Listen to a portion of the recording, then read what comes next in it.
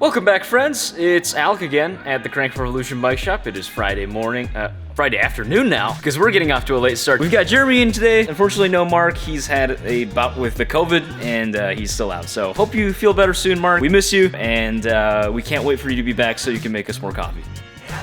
It's coffee time! I actually made enough for you this time. I added a little extra water. Oh, thanks. Oh, is it just watered down? So far, we've had a bit of a slow day today, but it's raining outside again, so you know what that means. It's time for...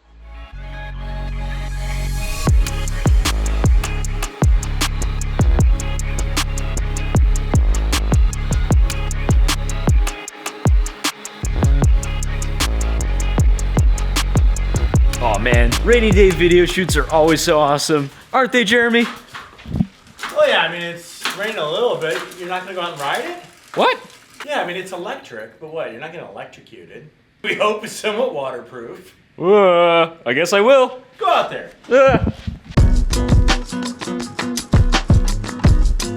Oh well, I guess I have to ride it now. Oh man, the saddle's all wet too.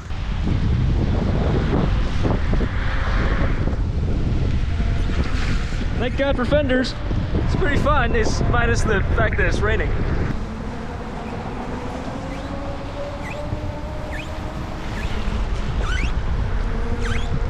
Well, now I'm back and officially soaked, so let's talk about this thing right behind me. So this is the Specialized Globe Haul, their cargo e-bike that they released this year. They have the short tail and the long tail version. We have the short tail one as our demo bike in store. Thank you, Kevin. It has 420 pounds of carrying capacity, including the rider, so you can carry all sorts of cargo. There are plenty of pannier attachments and rack attachments, including this little pizza tray up here. Some of the other cool features about this include the ability to attach an aftermarket throttle that'll give you up to 20 mile an hour instantaneous power, as well as 28 miles an hour of pedal assist. So if you're trying to get to work, makes that job so much easier for you and allows you to get things done without breaking a sweat. By the way, my pants are absolutely soaked and that saddle was wet, so that's gonna be uncomfortable for the rest of the day. So, to give you guys an update on why we are having such a late start to this morning, we've all had a bit of a week this week, haven't we? Well, I don't know. What kind of week do you think we had? You've been editing a lot, haven't you? Yes, lots of editing. You know, it got off to a good start. I did a little photo shoot with my friend. It was my, first photo shoot with the new R8, and I'm pretty happy with it. Sir. Thank you, sir. And so yeah, I'm very happy with how that turned out, but yeah, of course, life gets in the way. You get exams that take up about 2 days for you to write notes for, and you never end up using those notes anyways, so. Get there? I just burnt my mouth. But yeah, and then I was up till about 1:30 editing our last vlog, so I hope you guys enjoy. That's not that it was that hard to edit, it was just that I was bad at budgeting my time.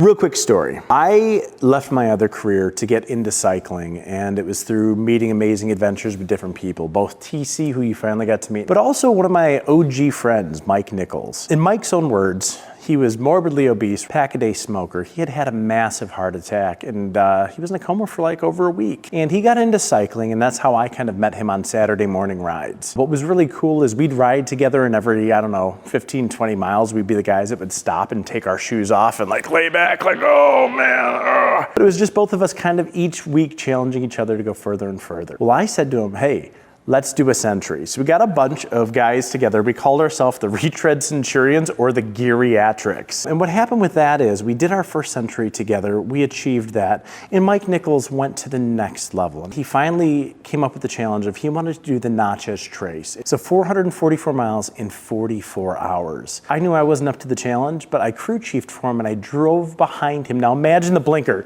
Tick, tick, tick, tick. Tick, tick for 44 hours. And imagine being a driver, not making this sound like really hard on my part, to drive 10 to 14 miles an hour behind someone without running them over all night long. So, I had it really rough. I'm so damn proud of them. And, all of us in life, things go really well and then they go down and sometimes we go through waves. So all of you out there, never give up, never surrender. I know that's a Galaxy Quest thing, but come out with us, ride with us, go on adventures with friends because the cycling friendships you made can not only change your career, it can change your life.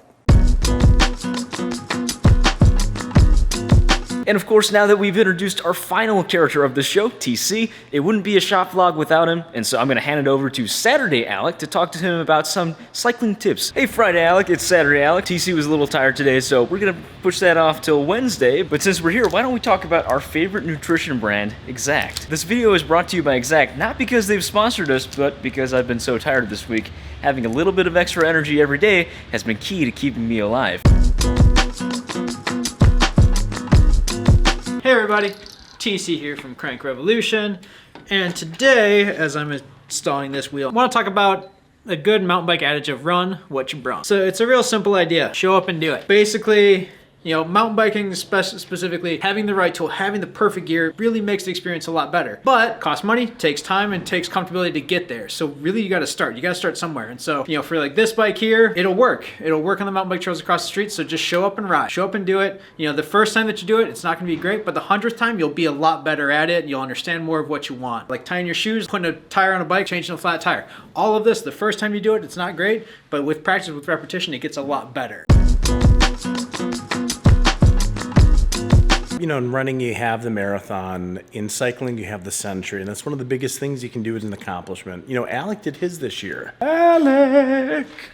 Oh, hey, Jeremy. Oh, you're hiding in the bedroom corner? Looks like a child's bedroom full of toys everywhere. Maybe. So did you do your century this year? I did my Imperial Century this year. I did my metric 2 years ago. So the first metric that I did was on my tarmac right after I bought it from this store 2 years ago. I went in there completely unprepared. I had 2 bottles of water, I had 1 Cliff Bar, and that was it. It took me about 4 hours or so, and yeah, I was severely dehydrated and very hungry afterwards. So for my Imperial Century, I learned my lesson a bit more. I took 4 bottles of water, which I refilled along the way. I took about, I think it's somewhere around 1,400 calories worth of food. It took me about 6 hours, 15 minutes rolling time, 7:15 in total because I had to take a couple of bathroom stops. Definitely one of the tougher things that I've done in life. It taught me what a pain cave was. It was very much a character building experience. There you have it, something awesome. But here's the thing, too. You heard those numbers? Alec, What, 1,400 calories? this is your timeout corner.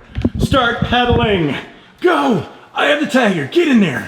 Show us your face. Show us the pain. The pain cave. Saddle was set too far up. All I'm hearing is complaints.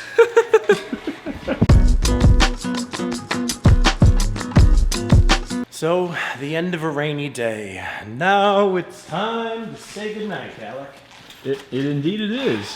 What were your thoughts for the day? What was your high point, your low point? My high point was probably the conversation we got to have about the tarmac and the Athos, because road cycling and talking about that is my favorite thing. Low point of the day was, well, I mean, it was more of your low point, but there was a brake that would just refuse to work. We don't talk about that. Some bikes just shouldn't be repaired. It wasn't just that the brakes were broken, it was just, yeah, everything else was breaking too. Otherwise, it was a pretty slow day today. Obviously, the rain pouring outside didn't really help, although I got my sexy Globe Hall glamour shot, so I'm happy about that. Elsewhere, Mark has, you know, been in bed. Hopefully he's feeling better by next week so we can have him back. We told Mark to be positive, but he seems to just keep testing positive. Do you have anything else to add, Jeremy? Join us next week. Same bike time, same bike channel.